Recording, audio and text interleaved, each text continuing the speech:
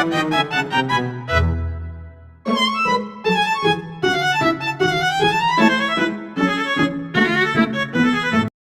guys, selamat pagi, selamat siang, selamat malam, dan selamat petang. Di sini aku akan menjelaskan tentang dinasti Zhou dari Cina kuno. Sebelum lanjut ke materi, aku akan memperkenalkan diri terlebih dahulu. Namaku Diahayu Novitasari atau bisa dipanggil Novita dengan NIM 22205244048 dari Prodi Pendidikan Bahasa Daerah Fakultas Bahasa Seni dan Budaya Universitas Negeri Yogyakarta. Apa sih itu dinasti Zhou?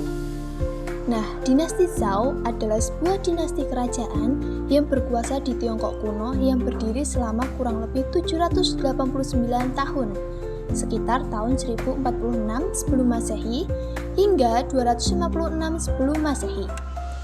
Nah, dinasti ini bertahan dari abad ke-11 hingga abad ke-3 sebelum Masehi. Dinasti ini kemudian dibagi menjadi dua periode utama. Yang pertama ada Zhou Barat tahun 1046 sampai 771 sebelum Masehi yang didirikan oleh Raja Wu dari Zhou yang berlokasikan di ibu kota Huanjing. Kemudian yang kedua ada Zhou Timur tahun 770 sampai 256 sebelum Masehi yang berlokasi di ibu kota Luoyang. Periode ini terbagi menjadi dua fase. Fase pertama pada periode musim semi dan gugur tahun 770 sampai 476 sebelum Masehi yang ditandai dengan munculnya tokoh-tokoh besar seperti Confucius, Kongzi, dan Laozi. Yang kedua ada periode negara-negara berperang tahun 475 sampai 221 sebelum Masehi yang ditandai oleh negara-negara perang seperti Xin, Zhou, Qi, Zhao, Wei, Han, Yan yang saling bertempur untuk merebutkan kekuasaan. Next, kita melihat gambar-gambar. Nah, siapa sih mereka? Apakah ada yang tahu? Mari kita simak berikutnya. Dilihat dari gambar tadi, yang pertama ada Raja Wu atau Jifa. Raja Wu dari Zhou, nama aslinya adalah Jifa. Ia adalah putra dari Raja Wen dari Zhou dan menggulingkan Raja Zhou dari dinasti Shang. Nah, dinasti Zhou didirikan setelah kekalahan Shang dalam pertempuran pada tahun 1046 sebelum Masehi.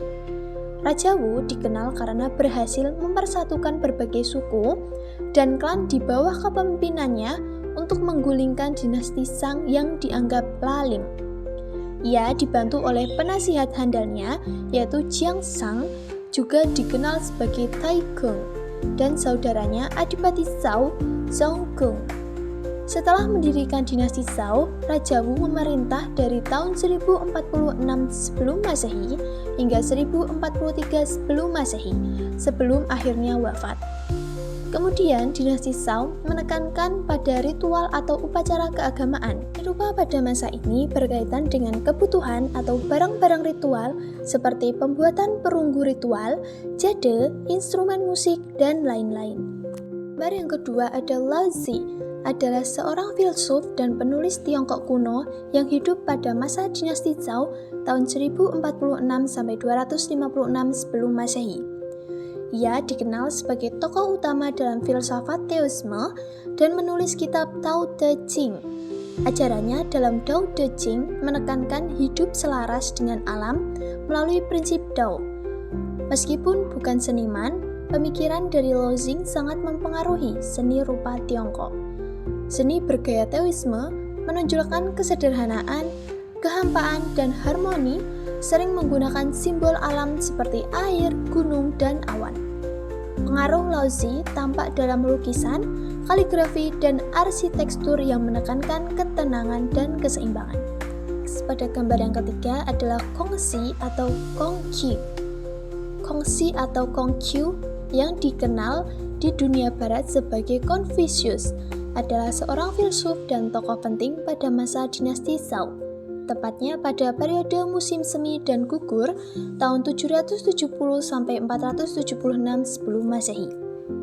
Ia adalah pendiri Konfusiusme, sebuah sistem pemikiran yang sangat berpengaruh dalam sejarah dan budaya Tiongkok.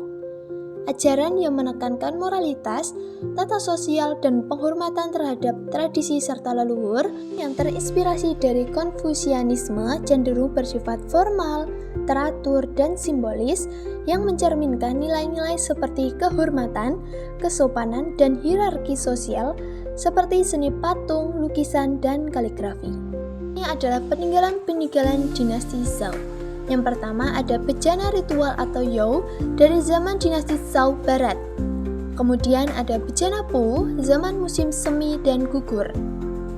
Kemudian ada teko ritual atau Hu, paruh pertama abad ke-11 sebelum Masehi.